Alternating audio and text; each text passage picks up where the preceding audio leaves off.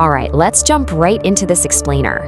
If you've ever found yourself wandering through a massive supercenter long after the sun has set, you've probably felt it, right? That strange, kind of eerie quiet that settles over the brightly lit aisles. Well, today, we're going to unpack exactly why these massive 24-hour spaces become such unique arenas for unpredictable and honestly, sometimes really dangerous human behavior. We're leaning on 3 deeply unsettling, totally documented accounts from people who experienced this firsthand. You know, we so often think of these mega stores as these brightly lit safe zones. They're just a place for a midnight snack run or grabbing that last-minute item, but the sheer accessibility of these locations means they attract absolutely everyone. And yeah, that includes individuals who operate far outside the bounds of normal social behavior. We're going to examine 3 distinct encounters that show us precisely how quickly a totally mundane errand, or just a regular work shift, can instantly turn into a battle for survival. Let's kick things off with our first case, the insider threat. We're going to look at the specific dangers of isolated aisles combined with false authority. Picture this. You've got a 20-year-old worker named Samantha. She's working a totally grueling 10 p.m. to 7 a.m. overnight shift in a supercenter down in rural Jackson, Alabama. Because of the isolation out there, foot traffic is practically non-existent at this hour, leaving Samantha pretty much alone as she's restocking the store. But the danger here creeps in slowly. At 11:30 p.m., what starts as a perfectly normal customer interaction turns sinister. Samantha is just folding pants. A customer approaches, asks for a specific waist size, and leaves after some weird, awkward eye contact. Nothing too crazy, right? Well, fast forward to 1 a.m. Samantha is restocking coffee machines over in appliances. Through the shelving, she spots familiar eyes watching her. It's the exact same man. He doesn't have any items in his hands, which means he's been wandering the empty store for over an hour doing literally nothing but watching her. Feeling incredibly uneasy, she decides to retreat to the massive soundproof dairy cooler around 2 a.m. But over the deafening roar of those giant refrigerators, she hears the heavy cooler door burst open. The guy had tracked her down. Hiding behind a pallet, Samantha had to wait until the man was standing right over her. As he tried to cover her mouth to muffle her screams, she violently shoved a heavy box of eggs directly into him and just bolted out of the cooler.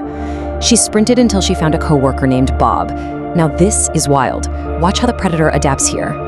The stalker casually strolls up to them and chillingly claims false authority. He introduces himself as Tom from corporate and says he was just checking on Samantha to make sure she wasn't slacking off in the cooler. He even told her to finish the appliance section before speed walking away. He used this totally fabricated authority to instantly defuse the situation and manipulate her unsuspecting coworker. So the crucial takeaway here is what happened the next morning. Samantha contacted her manager, Margaret, to ask about this mysterious Tom. Margaret immediately confirmed it was complete fiction. No one from corporate was visiting, and they certainly wouldn't be doing it at 2 a.m. When management pulled the security tapes, the footage validated Samantha's absolute worst fears. This random guy had been systematically stalking her through the empty aisles for the better part of her entire shift.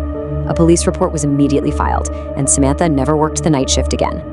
Moving right along to case number 2, which we're calling the external escapade, let's see what happens when the dangers of retail follow you all the way home. So, it was late Thursday night right before Black Friday. Now, on one hand, you have this perceived safe haven, a closed-off, quiet residential community where homes boast huge driveways and this overall sense of absolute security. And on the other hand, you have the harsh reality of how easily that barrier can be broken. Our subject had just grabbed the very last promotional laptop off a store shelf around 11 p.m., only to be confronted by a massive, really aggressive and highly unstable man who demanded the item.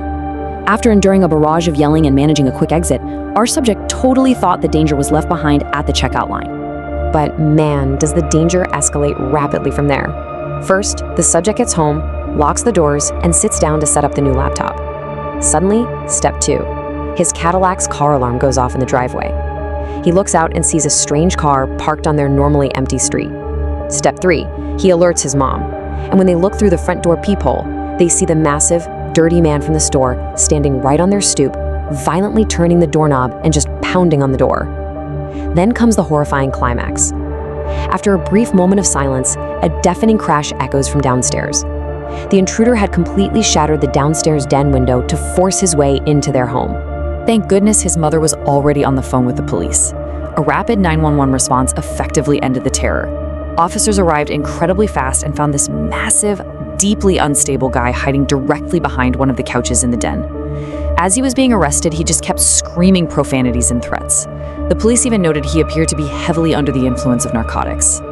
This case serves as a stark, really unforgettable reminder that minor consumer disputes, literally something as trivial as grabbing the last sale item, can instantaneously transform into a targeted, life-threatening home invasion.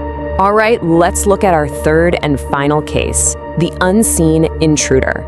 We are diving straight into the psychological horror of the graveyard shift. On the night of July 9th, 2015, a night stalker was working the graveyard shift to pay off his college loans. His whole job was signing for night deliveries and stocking shelves way after the doors were locked to the public. But on this specific night, the threat wasn't some disgruntled customer or an aggressive stalker. It was something entirely unexplainable. Think about the number 3 for a second. 3. That represents the exact total of scheduled employees locked inside that massive building that night. Our narrator and his 2 coworkers, Alvin and Baco. That is it. When you know for an absolute fact that there are only 3 souls in a building the size of several football fields, every single shadow, every sound, and every movement takes on a deeply sinister weight. Despite knowing exactly who was supposed to be in the building, our worker started experiencing this rapid sequence of bizarre events. First off, he catches a glimpse of a figure dressed entirely in black slipping past his aisle. When he calls out for Alvin and Baco, there's just dead silence. Then, a heavy bicycle is violently knocked off its display hook a few aisles down. And keep in mind, that's an action that requires deliberate force. As he goes to investigate, he reaches the back of the store and hears this freaky, unmistakable laugh coming from the paper aisle. When he peeks around the corner, he sees the man in black, who turns to reveal only half his face before sprinting away into the labyrinth of shelves. The worker wisely decides not to chase the guy, but instead goes to search for his coworkers.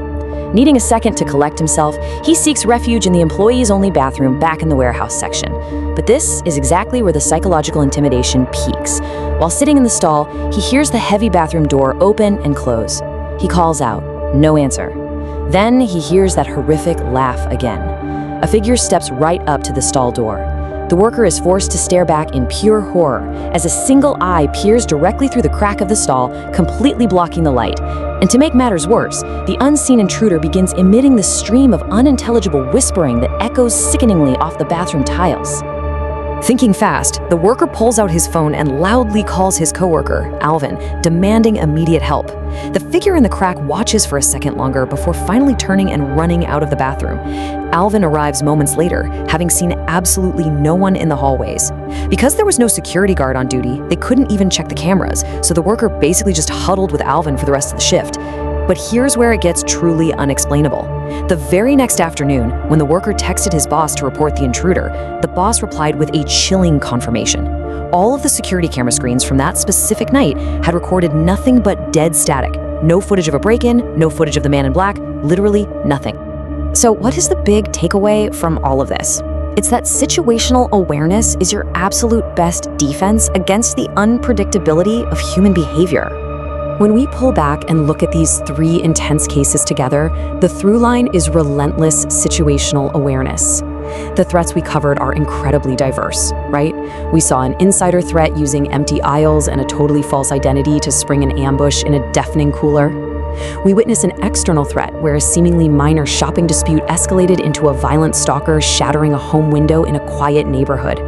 And finally, we explored a deep psychological threat that utilized isolation and restricted sightlines to terrorize an employee through a bathroom stall crack. These eerie, liminal spaces, these environments that are operating way outside of their intended daylight context, they strip away the normal social contracts that keep us safe. The graveyard shift creates these multifaceted vulnerabilities that frankly demand constant vigilance. Which brings us to the end of our explainer today. These 3 accounts prove beyond a doubt that the isolation of the night shift completely changes the rules of engagement. What is supposed to be a regular place of commerce turns into this vast, empty stage for society's most unpredictable elements. So, I'm going to leave you with this. The very next time you find yourself navigating the sprawling, hyper-illuminated aisles of a retail supercenter late at night, and you're just enjoying the quiet and the lack of checkout lines, you have to stop, look over your shoulder, and ask yourself this final, chilling question. Who else is wandering the aisles after dark?